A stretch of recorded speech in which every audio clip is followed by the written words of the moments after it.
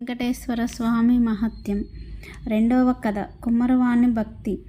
ఆదిత్య పురాణమున భగవంతుడు కృతయుగమున నరసింహస్వామిగాను, త్రేతాయుగమున రామునిగాను, ద్వాపరయుగమున శ్రీకృష్ణునిగాను, కలియుగమున శ్రీ వెంకటేశ్వర స్వామిగాను వెలసెనని చెప్పబడినది. స్కంద పురాణమున కార్తికేయుడు కృతయుగమున స్కందుడుగాను, త్రేతాయుగమున కుమారస్వామిగాను, ద్వాపరమున సుబ్రహ్మణ్యునిగాను, కలియుగమున శ్రీ వెంకటేశ్వర స్వామిగా జనించెనని పలుకుచున్నది.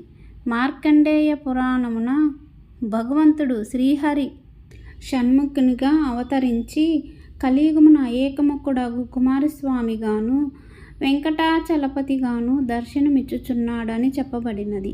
కుమ్మరివాని భక్తి. శ్రీ వెంకటేశ్వర స్వామి అనుగ్రహము. తిరుపతి మహాక్షేత్రమునకు సమీపమున నొక పల్లెలో భీముడు అను కుమ్మరివాడు కలడు. అతడు పేదవాడు. కుండలను తయారు చేసి వానిని అమ్ముకొని జీవించువాడు. వానికి శ్రీ వెంకటేశ్వర స్వామిపై భక్తి ఎక్కువ. చిరకాలము దేవుణ్ణి పూజింపవలెను అని ఉన్న కుటుంబ పరిస్థితిని బట్టి వాన్ని అట్టి అవకాశము ఉండేది కాదు. అందువలన తాను సారిపై కుండలను తయారు చేయు ప్రదేశమున శ్రీ వెంకటేశ్వర స్వామి వారి ప్రతిమనుంచుకొని సారిపై కుండలను తయారు చేయునప్పుడు తన చేతికి అంటిన మట్టిని పుష్పముగా చేసి భక్తితో స్వామివారి ప్రతిమ వద్ద నుంచెడివాడు. అచ్చట అతడు పని చేయునంత కాలము వాని చేతికి అంటిన మట్టిని పుష్పముగా చేసి స్వామివారి ప్రతిమ యొద్ద ఉంచుట వాని నిత్యకృత్యమయ్యెను. ఆ ప్రాంతమును పాలించు రాజు తొండమానుడు కూడా శ్రీ వెంకటేశ్వర స్వామి యందు భక్తి కలవాడు.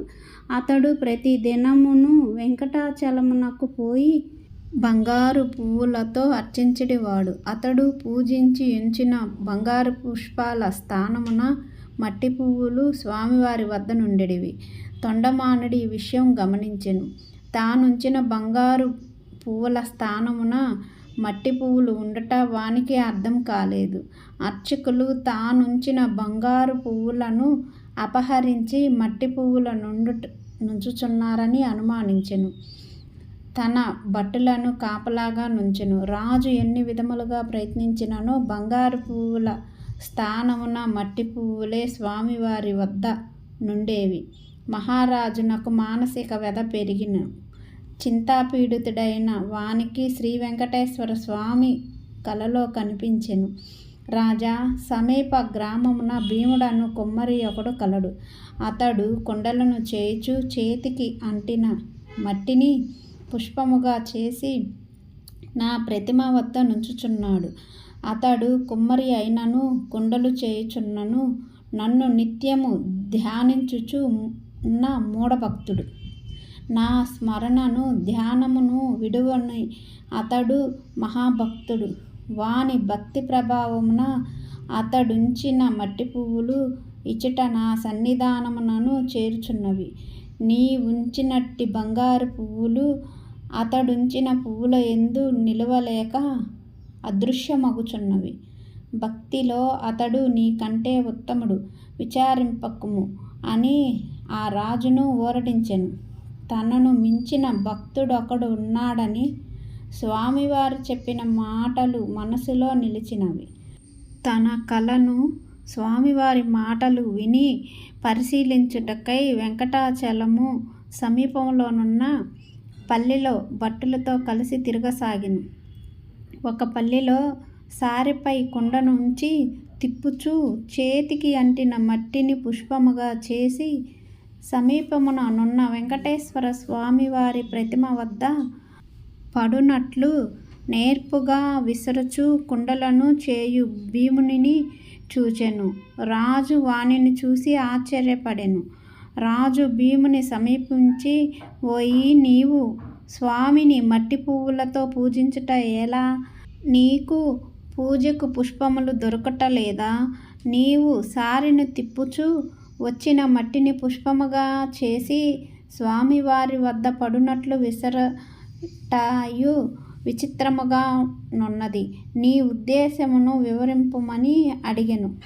భీముడు రాజునకు నమస్కరించి, మీ వంటి వారు వచ్చుటయే నా ఇల్లు పావనమైనది. నేను చదువురాని మూర్ఖుడను. స్వామివారిని పూజించుట ఎట్లో తెలియని వాడను. పూజా విధానము నేనెరుగని వాడను. నేను దరిద్రుడను. కుండలను చేయినదే నా కుటుంబం నాకు గడవదు. కావున నేను ఉదయము నుండి సాయంకాలము వరకు కుండలను చేయక తప్పదు. పూజా విధానం తెలియని వాడను. కుటుంబ పోషణకై కుండలను చేయక తప్పదు. ఇట్టి నేను తీరిక లేక ఇట్లు చేయుచున్నాను. క్షమింపుడు. నేను శ్రీ వెంకటేశ్వర స్వామి వారినే నమ్మిన వాడను. చేతికి అంటిన మట్టిని పుష్పముగా చేసి ఇట్లు స్వామివారిని తలచుకొనుచు సారె వద్ద నుండి లేవరాని స్థితిలో నుండటచే ఇట్లు మట్టి పువ్వులను స్వామివారి కడ పడునట్లుగా విసరుచున్నాను అని భయభక్తులతో వినయముగా మహారాజునకు తన పరిస్థితిని వివరించెను. కుమ్మరి వాని మాటలను విన్న రాజు మిక్కిలి ఆశ్చర్యపడెను. కుమ్మరి వానికి భక్తికి మెచ్చిన వానికి ధనమిచ్చి తన రాజ్యమునకు పోయెను. ఆ తర్వాత కొంతకాలం నాకు భీముడు మరణించి స్వర్గమున చేరెను. శ్రీ వెంకటేశ్వర స్వామి భీముని భక్తికి మెచ్చి నాకు ఇక నుండి ప్రసాదములను మట్టి పాత్రల్లోనే నివేదించవలయనని తొండమాను మహారాజునకు కలలో కనిపించి చెప్పెను. ఈనాటికి స్వామివారి సన్నిధిలో ఈ ఆచారమును పాటించుచు మట్టి కుండలలోనే ప్రసాదమును స్వామివారికి నివేదన చేయుచు ఆరాధించుచున్నారు. తొండమానుడు భక్తి శ్రద్ధలతో శ్రీ వెంకటేశ్వర స్వామిని అర్చించుచు నిత్యోత్సవములు, రథోత్సవములు, సమారాధనలు మొదలగున్న వానిని జరిపించుచు చివరకు మరణించి విష్ణులోకమును చేరెను. గోవింద గోవింద శ్రీ వెంకటేశ గోవింద, శ్రీనివాస గోవింద, పొండరీకాక్ష గోవింద, గోవింద హరి గోవింద, గోవింద గోవింద.